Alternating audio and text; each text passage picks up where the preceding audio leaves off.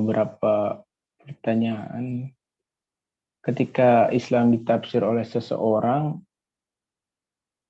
akan jadi mazhab. Terus kenapa Islam tidak dikatakan mazhab, Ustaz? Kan Islam juga ditafsir oleh manusia. Iya, maka itu. Dia akan selamanya mazhab selama di pikiran kita. Tapi di antara semua penafsiran-penafsiran itu harus ada yang bisa diadili dengan logika. Kenapa? Logika itulah yang menjadi norma diterima oleh setiap orang yang berakal. Masalahnya, sebagian justru menjadikan penafsirannya, mazhabnya sebagai juri untuk mengadili yang lain. Sini orang terjerumus dalam falasi. Kalau kita sudah paham begini, kita nyaman dengan, oh iya itu penafsiran dia. Dia bertanggung jawab terhadap penafsirannya. Kalau dia tidak mau berdialog, tidak mau mencari titik temu, silahkan. Tidak ada masalah. Nabi bukan penafsir, sudah saya jelaskan. Jangan salah ya. Nabi adalah penjelas, karena dia wahyu. Orang-orang suci, apa yang mereka jelaskan adalah wahyu itu sendiri. Kita yang nisbi ini penafsir. Setinggi apapun ulama itu adalah penafsir. Jadi Nabi adalah sumber hukum. Orang-orang suci adalah sumber hukum. Tapi manusia, dia adalah penafsir. Dia hanya berurusan dengan persepsi. Tapi di antara persepsi-persepsi ini ada yang paling valid. Mengapa? Karena kaidah-kaidah kompetensi yang jelas. Makanya kita kalau tidak punya kemampuan, tidak punya kompetensi, tidak punya bekal ilmu, menafsir pun jangan. Nah, di bawah penafsir itu adalah orang yang mengutip penafsir. Penafsir mengutip penjelas. Penjelas menjelaskan wahyu. Jadi urutannya begitu. Ya, baik Ustadz. Selanjutnya ada pertanyaan dari saudari Sinta. Salam Ustadz. Jadi analogi mudahnya mazhab sama dengan kendaraan yang mau kita pakai untuk sampai ke satu tujuan ya. Yang repot kalau orang tersebut tak tahu tujuannya apa. Percuma pakai kendaraan mazhab yang terbaik pun, begitu kira-kira Ustadz. Ya bisa dianalogikan begitu, meskipun analogi tidak akan pernah sama. Jadi menurut saya adalah metode menurut dia. Dengan metode ini agama justru bisa berlaku. Sebab apa alasan dia memilih metode ini kalau tidak menganggap bahwa dengan metode ini, justru metode inilah yang membuat agama itu bisa berlaku dan sempurna sepanjang masa. Ada yang sekedar memilih metode itu karena dipaksakan oleh orang. Dia tidak tahu konsekuensinya. Pertama, makanya sebelum kita beragama, sebelum kita sibuk dengan mazhab, bagaimana dia memperlakukan Nabi. Dan atas dasar apa dia meyakini Nabi. Itu berarti perlu konsep kenabian. Dia punya dulu konsep kenabian yang sempurna. Apakah kenabian? Konsep mediasi ini adalah sesuatu yang sakral, sesuatu yang sempurna atau tidak? Kalau dia tidak menganggap kenabian ini sesuatu yang sempurna, sesuatu yang suci, sesuatu yang mutlak, itu nanti berefek terhadap pemahaman dia tentang agama. Jangan-jangan Nabi juga dianggap mufassir. Jangan-jangan Nabi juga mungkin salah, mungkin benar. Karena tafsir itu probabilitas. Mungkin benar, mungkin salah. Ada cerita-cerita sejarah yang memperlakukan Nabi itu seperti ya sama, bisa salah, bisa benar. Itu artinya Nabi dalam diturunkan posisinya sebagai seorang yang mempersepsi juga. Itu kita kalau posisi Nabi itu sebagai penafsir, lalu buat apa sampai dia ditunjuk? Toh kita yang dari ditunjuk juga bisa menafsir. Mengapa dia perlu proses yang sedemikian lupa untuk menjadi seorang nabi, menjadi mediator? Kalau sama posisinya dengan kita.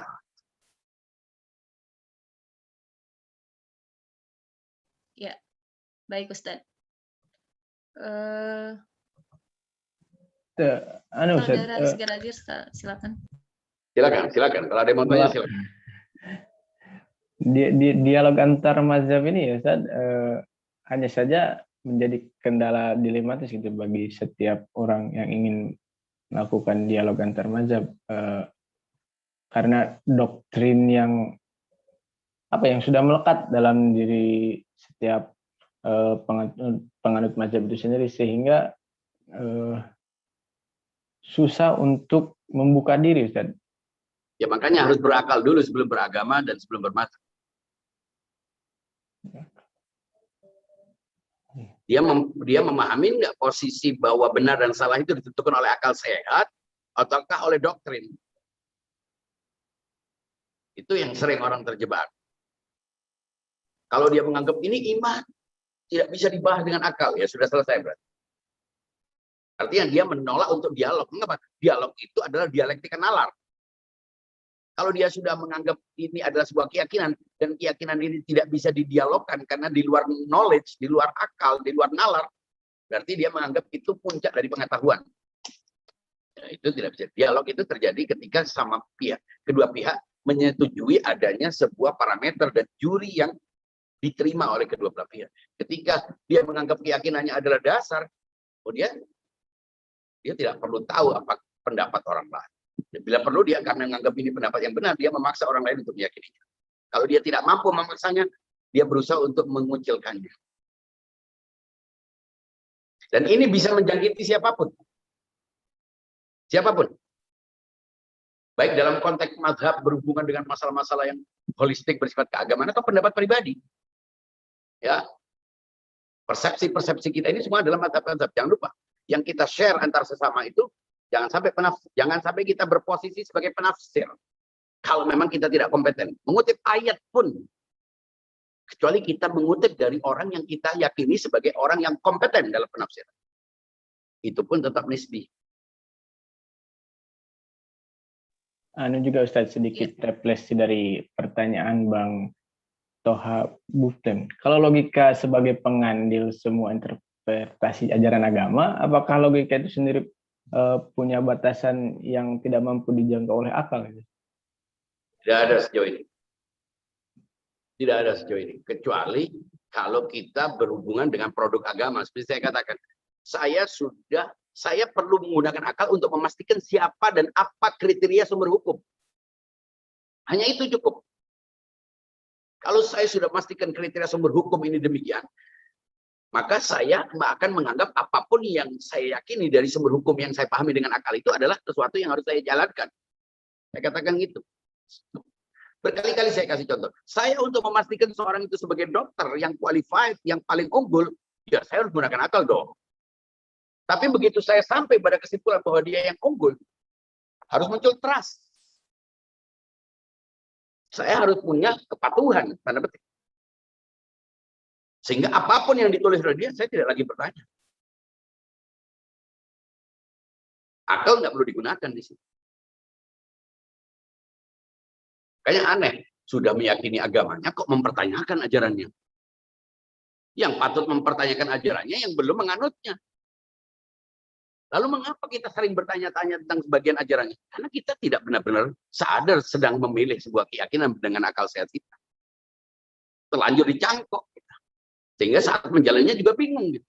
Nah, untuk itu saya ingin mengajak kita berpikir secara logis sebelum kita beragama. Sehingga bisa melihat mazhab itu secara proporsional.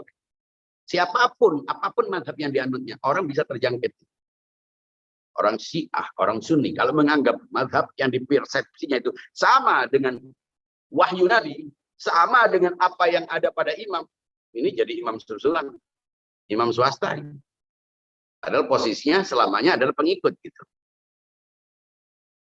Makanya sadar tentang batas kemutlakan dan kenisbian itu dasar. Itu dasar. Batas kesucian dan ketidaksucian. Mengapa Nabi disucikan? Kesucian bukan pujian. Bukan bintang yang diberikan. Itu konsekuensi dari tugasnya untuk mengawal agama. Sehingga kalau tidak ada dalil ayat atau riwayat, sebelum kita tahu dalil ayat riwayat, karena kita belum, anggaplah kita sebelum masuk dalam sebuah agama, kita sudah punya mindset bahwa agama ini suci. Tuhan suci, ajarannya suci, pengawalnya harus suci.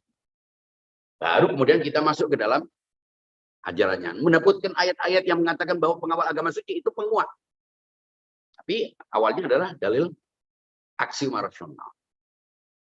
Kalau kita tidak meyakini bahwa agama itu suci, wahyu, pengawalnya juga harus wahyu, ya mungkin orang punya sikap dan pandangan yang berbeda yang akhirnya justru menimbulkan perbedaan-perbedaan dalam persepsi. Nah, seperti sekarang kita lihat, setiap orang berebut dengan penafsirannya, bahkan yang tidak kompeten juga ikut memberikan resep. Bukan dokter, memberikan resep, ikut ngomong tentang agama hanya karena dia bersorban, hanya karena dia banyak penggemarnya. Sama Mbak Du ngomong ngaco, ya karena dia bisa menaburkan bertaburan ayat dan riwayat kutipan-kutipan. Ya. Akhirnya apa? Agama kotak sarat. Jadi kotak sarat hilang sakralitasnya, tidak ada wibawanya. Bandingkan dengan ilmu pengetahuan, sains. Meskipun sains itu probabilitasnya tinggi, tapi ada kompetensinya. Tidak sembarang orang ngomong.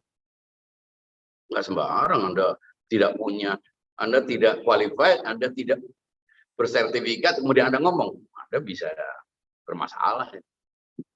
Masa agama, sains itu lebih canggih dari agama. Agama yang dari Tuhan, sains yang dari pikiran manusia justru lebih dihormati oleh orang. Nggak sembarang orang menaruh gelar dokter spesialis. Dari mana? Enggak, saya kok rasanya enak masang gelar dokter. Enggak bisa itu. Atau tiba-tiba Anda nyuntik orang gitu. Kalau dalam agama, fakta agama sekarang kan tiba-tiba ada ulama ini, kita nggak tahu dari mana. Ternyata dari mimpi dia ngomongnya. Banyaknya mimpi. Pengalaman-pengalaman pribadi, ngocol dengan campur dengan komedi-komedi, lawakan-lawakan, jorok, segala macam. Banyak penggemarnya. Tokohnya banyak, viewernya banyak, ulama. Ya. Itu sama dengan, berkali-kali saya, itu sama dengan pasien sebenarnya. Dokter itu siapa? Dokter itu adalah yang dilantik oleh pasien. Bayangin. Dokter itu siapa? Dokter itu yang merasa dirinya dokter. Nggak bisa begitu. Kalau dalam masyarakat agama yang sekarang, bisa. Ngomong sudah, tiba-tiba ada sekelompok orang yang mengaku dirinya ulama terus ngomong kasih fatwa ini fatwa itu. Siapa kamu? Apa fit and proper test pernah diuji kemampuan kamu, tiba-tiba kamu duduk di situ terus komentari setiap hal. Nggak bisa begitu. Saking akhirnya terlalu banyaknya sampai stoknya melebihi permintaan pasar.